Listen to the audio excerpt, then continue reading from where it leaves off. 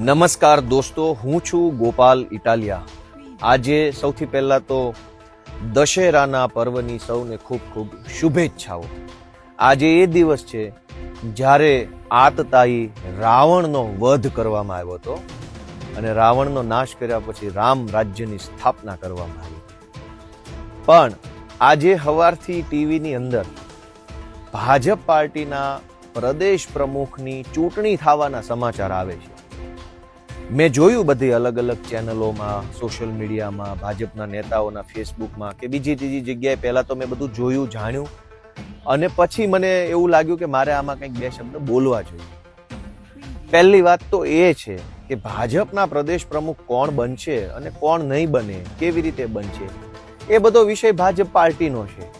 એમાં મારે કે કોઈએ કંઈ બોલવાનું રહેતું નથી। પણ તેમ છતાંય જનતાએ આ વસ્તુમાં ધ્યાન આપવાની જરૂર એટલા માટે છે કે ભાજપ પાર્ટીની ગુજરાતમાં સરકાર છે, એટલે ભાજપ પાર્ટીના પ્રદેશ પ્રમુખ જે બનશે એનો સરકારની અંદર હસ્તક્ષેપ કયો તો હસ્તક્ષેપ અને પ્રભાવ કયો તો પ્રભાવ રહેશે। એટલે કે હવે પછીની સરકાર જે રીતે કામ કરશે એમાં પ્રદેશ પ્રમુખના માનસિકતા, એના વિચારો, એની જ્ઞાતિ, એનું ભણતર, એ બધાની થોડી ઘણી ભૂમિકા સરકાર ઉપર રહેવાની છે। એટલે પણ ગુજરાતની જનતાએ, ગુજરાતના નાગરિકોએ સત્તાધારી પાર્ટીનો પ્રદેશ પ્રમુખ કોણ બને છે એમાં ધ્યાન આપવું જોઈએ અને એની ચર્ચા થવી જોઈએ। બાકી તો એ નોર્મલ વિષય છે, સામાન્ય વિષય છે, એમાં કંઈ બીજા કોઈએ અંદર વચ્ચે માથું મારવાનું રહેતું નથી।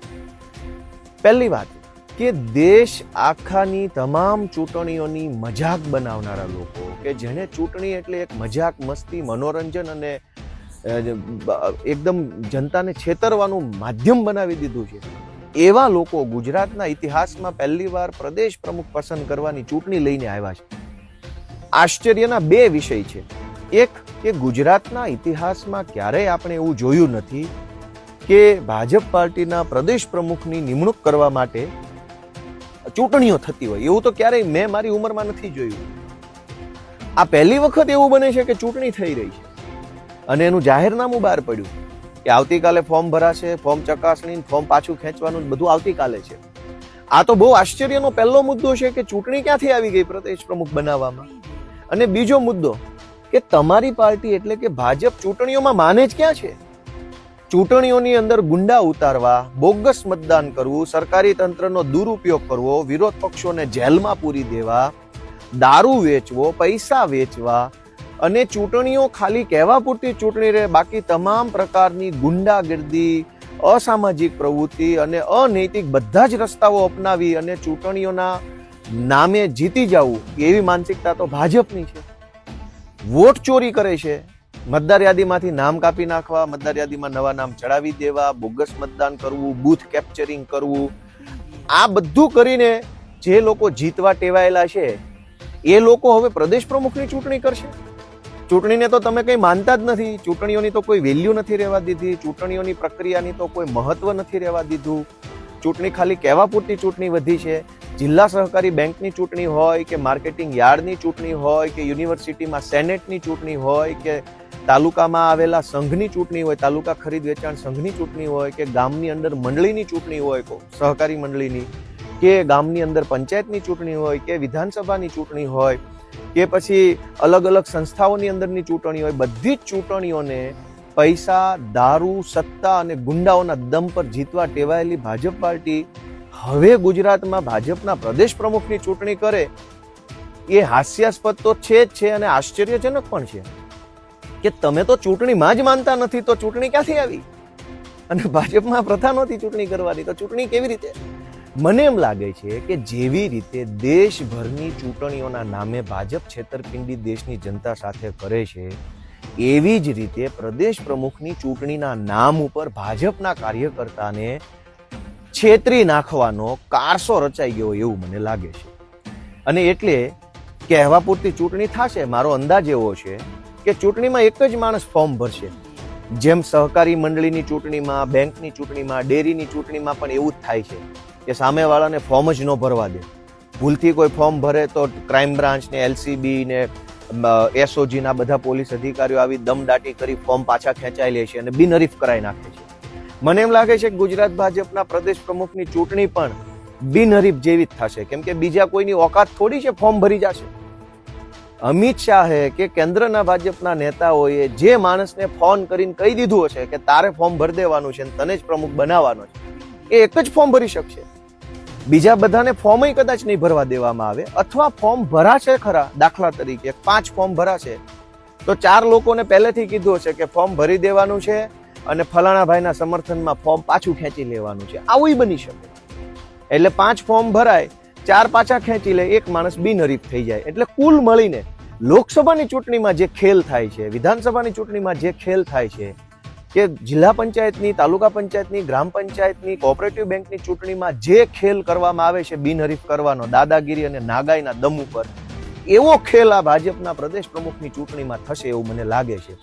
યા તો એક જ માણસનું ફોર્મ ભરાશે, યા તો 5 ફોર્મ ભરાશે અને 4 ફોર્મ પાછા ખેંચાઈ જશે. એટલે કે કહેવા પૂરતી ચૂંટણી થશે, પણ પરિણામ પહેલેથી નક્કી હશે કે કોણ પ્રદેશ પ્રમુખ બનવાનું છે.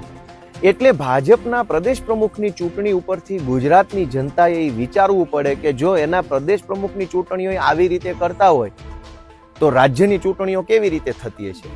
પ્રદેશ પ્રમુખની ચૂંટણીની ગેમ ફિક્સ છે કે કયા માણસને પ્રદેશ પ્રમુખ બનાવવાનો છે, એક્સ ને કે વાય ને કે ઝેડ ને. જેને બનાવવાનો છે એનું ફોર્મ ભરાઈ જશે, એ જીતી જશે ને એ જ બનશે. ચૂંટણી તો ખાલી કહેવા પૂરતી છે, કાર્યકર્તાઓને એમ સમજાવવા માટે કે જોયું, હાઈકમાન્ડ નહીં પણ હવે તો કાર્યકર્તા નક્કી કરે છે કે કોણ પ્રમુખ બનશે. અને વર્ષો પછી પહેલી વાર ચૂંટણી કેમ કરવી પડી? એ પ્રશ્ન એટલા માટે છે કે હવે કોકડું ગૂંચવાયું છે. ભાજપના મૂળભૂત કાર્યકર્તાઓ ખૂબ નારાજ છે, ખૂબ દુઃખી છે કે આ શું ચાલે છે પાર્ટીઓ. એટલે કાર્યકર્તાઓને આબાદ રીતે છેતરવા માટે અને એમની આંખોમાં ધૂળ નાખવા માટે આ ચૂંટણી છે, જેથી કરીને એમ કહી શકાય કે પાર્ટીએ નહીં, આ તો ચૂંટણીથી નક્કી થયેલો પ્રદેશ પ્રમુખ છે, પણ વાસ્તવિક રીતે ચૂંટણી નથી. એટલે આ પ્રદેશ પ્રમુખની ચૂંટણી છે એ દેશમાં ભાજપના શાસનમાં કેવી રીતે ચૂંટણીઓ થાય છે એનું પ્રતિબિંબ છે. કે જો આમ જ ચૂંટણીઓ કરે, કોઈ ફોર્મ ભરે તો દમદાટી ધાકધમકી કરીને પાછા ખેંચાઈ લેવાના, કોકના ફોર્મ રિજેક્ટ કરાવી નાખવાના, છેલ્લે એક જ માણસ વધે, જેને જીતાડવાનો એ જ વધે. તો ભાજપની ચૂંટણીમાં હું નથી માનતો કે મતદાન કરવું પડશે. વગર મતદાને જેને નક્કી કર્યો છે એ જ માણસ પ્રદેશ પ્રમુખ બનશે એવું મારું માનવું છે. ગુજરાતની જનતાએ આ બાબતની નોંધ લેવી જોઈએ, જાણવું જોઈએ કે આ ધંધો જે ચાલી રહ્યો છે એ કેટલો ઘાતક છે. અને ભાજપના કાર્યકર્તાઓને વિનંતી છે કે તમે જે ભાજપ સાથે જોડાયેલા હતા એ ભાજપ હાલમાં નથી. તમે કેશુભાઈ પટેલની ભાજપ સાથે જોડાયેલા હશો, કે અટલ બિહારી વાજપેયીજીની ભાજપ સાથે જોડાયેલા હશો, તમે જનસંઘમાંથી બનેલી ભાજપ સાથે જોડાયેલા હશો, તમે 70% કોંગ્રેસના માણસો ને 30% ભાજપના માણસોની મિલીજુલી સરકારવાળી ભાજપમાં નહીં જોડાયેલા હો. આજ ગુજરાતની કેબિનેટની અંદર જે મંત્રીઓ છે એમાં 70% મંત્રી કોંગ્રેસમાંથી આવેલા છે, 30% મૂળ ભાજપના માણસો છે. તો આ કેવા પ્રકારનું મિશ્રણ છે? અહીંયા તો કેટલા વર્ષોની ધૂણી દખાવીને બેઠેલા માણસો છે કે જેને એક આશા હતી કે કંઈક સારું થશે. એ લોકો જોઈ રહ્યા છે કે ગુજરાતમાં કોંગ્રેસની સરકાર છે, ભારતીય જનતા કોંગ્રેસ પાર્ટી એટલે ભાજકો. એટલે ભાજકો પાર્ટીના પ્રદેશ પ્રમુખની ચૂંટણીની અંદર બધું જ સ્ક્રિપ્ટેડ છે. જેમ વિધાનસભાની અંદર સ્ક્રિપ્ટેડ પ્રશ્નો પૂછવામાં આવે છે, સ્ક્રિપ્ટેડ જવાબ આપવામાં આવે છે, એમ ભાજપના પ્રદેશ પ્રમુખની સ્ક્રિપ્ટેડ ચૂંટણી આવતીકાલે થશે. અને પરમ દિવસે જે સ્ક્રિપ્ટમાં લખાયેલો માણસ છે પ્રદેશ પ્રમુખ બનશે, જે બનશે એને હું એક મારી ફરજના ભાગરૂપે, હું કેમ કે પાર્ટીનો પ્રદેશ પ્રમુખ રહી ચૂક્યો છું, એક પ્રોટોકોલના ભાગરૂપે હું શુભેચ્છા જરૂર પાઠવીશ. કેમ કે પ્રદેશ પ્રમુખ રાજ્યના બને છે, રૂલિંગ પાર્ટીના, એને શુભેચ્છા આપી, એક કર્ટસી છે, સ્પોર્ટમેનશીપ છે, એ હું નિભાવીશ. પણ આ જ નોંધ એ લેવા જેવી છે કે ભાજપના કાર્યકર્તાઓની આંખમાં ધૂળ નાખવાની ચૂંટણી આવી છે. જે લોકોએ દેશની ચૂંટણીની પથ્થારી ફેરવી નાખી એ લોકો પ્રદેશ પ્રમુખની ચૂંટણી કરે છે. તો લોકશાહીમાં આનાથી વધુ હાસ્યાસ્પદ કે આનાથી વધુ દુર્ભાગ્યપૂર્ણ હોઈ શું શકે? એ ગુજરાતની હવ જનતા અને ભાજપના કાર્યકર્તાઓ વિચારે.